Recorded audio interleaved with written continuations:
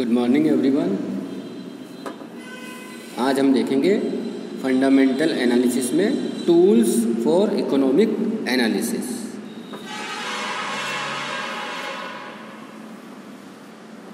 Commonly used for performing economic analysis, the main tools for economic analysis are growth rate of domestic product GDP.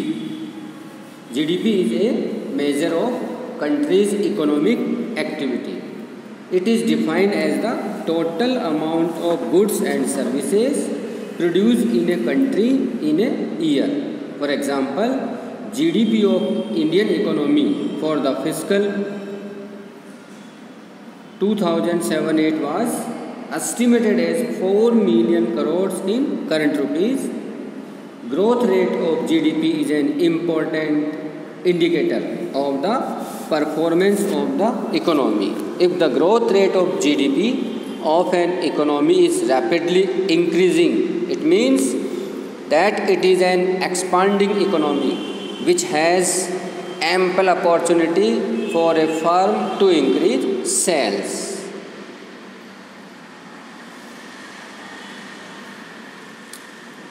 Next is industrial growth rate. This statistics depicts the manufacturing side of the economy. Here the market analysis focus more on the industrial sector instead of focusing on service sector. Industrial sector and agriculture sector for finding GDP growth rate. It has been found that if there is a higher growth rate of industrial sector, it is more favorable for the stock market. Next is savings and investments. While investment is necessary for growth, substantial amount of domestic savings are also required for making an investment. The rate of savings in India has increased considerably over the years and currently it is about 34%, which compare favorably with the saving rate in most of the countries of the world. It has been found that if there is a higher level of savings and investment, it is more favorable for the stock market. Next is inflation. Inflation refers to the rate at which the general level of prices rise. This happens when the demand for goods and services outstrips the productivity capacity. Higher rates of inflation lead to cost escalation and result in reduction of profit margins. It has been also found that the effect of the inflation has not been uniform so far as the corporate sector is concerned. Those industries which have a strong market for their products and do not come under the domain of price control generally benefit. Next is interest rates. It has been found that generally when the interest rates increase, it will lead to reduced borrowings and hence an economic slowdown. Also, if interest rates increase, it will lead to fall in the prices of bond and also a fall in the share prices. Demand for housing and consumer durables such as automobiles also gets highly affected if there is an increase in interest rates. Low interest rates make the credit cheaply available and results in stimulating the investment. It also means lower cost of finance for companies and hence higher profitability.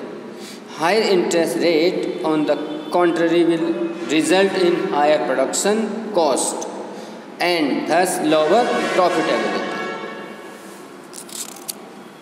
Next is agriculture and monsoons.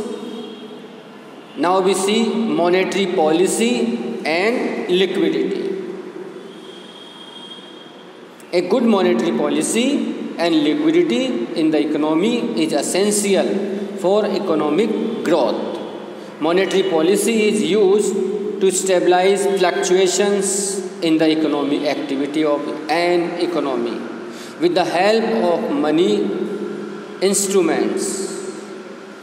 The central bank of a country is the sole monetary authority which can intervene with these money instruments in order to smoothen out fluctuations. Next is fiscal policy. The instruments of taxation and government spending are the instruments of fiscal policy.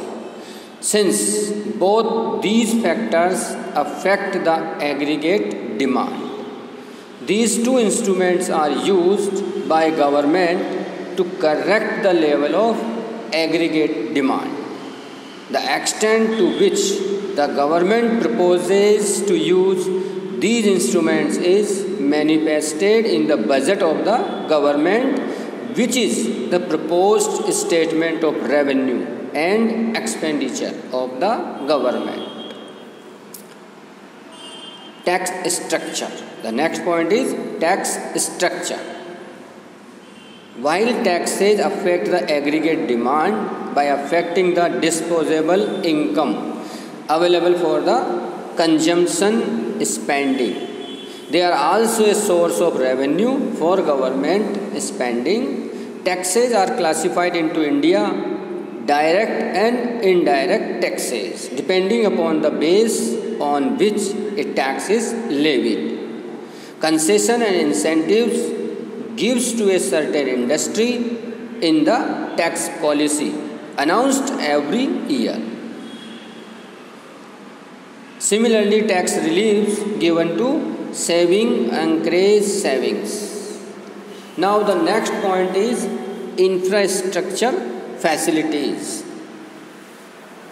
Infrastructure facilities are essential for the growth of industrial and agricultural sector.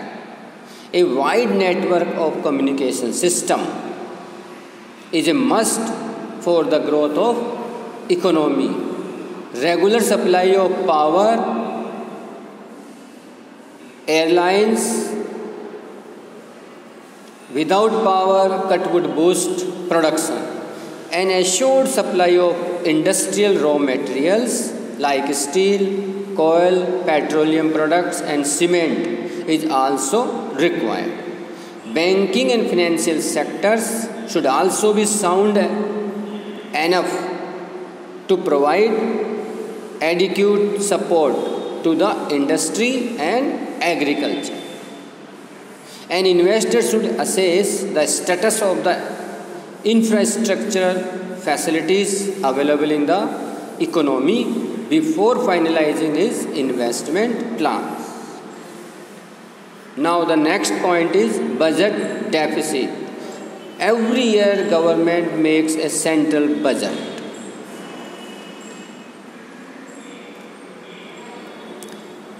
Which provides information on government spending and revenue. While government revenues mostly come from indirect tax such as excise duty and custom duty,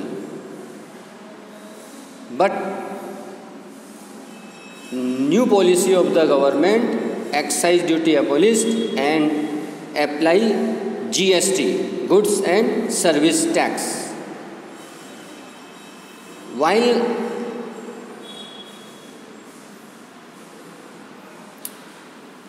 it has been found that all developing countries suffer from budget deficit as government spends large amount of money to build infrastructure and any budgetary shortfall must be made good by government borrowing. If there is a large amount of government borrowing, it can force up the interest rates. Borrowing not considered bad, But if the borrowed money is not put to a productive use, then servicing in debt can lead to fiscal crisis. Now the next point is foreign investment.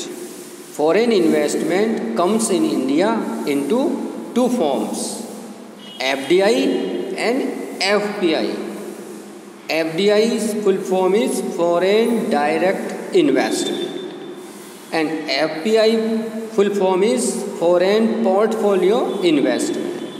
FDI is more desirable than FPI. Although it has been found that India has received more of FPI.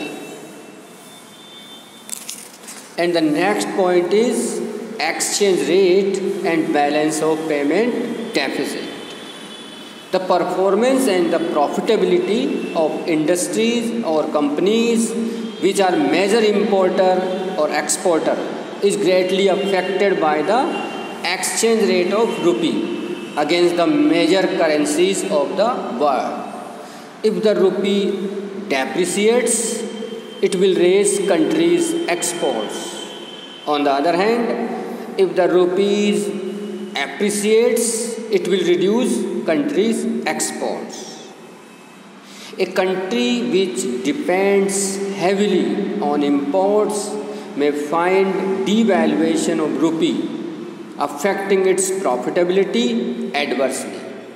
And an investor has therefore to keep himself abreast with the exchange rates of return from time to time.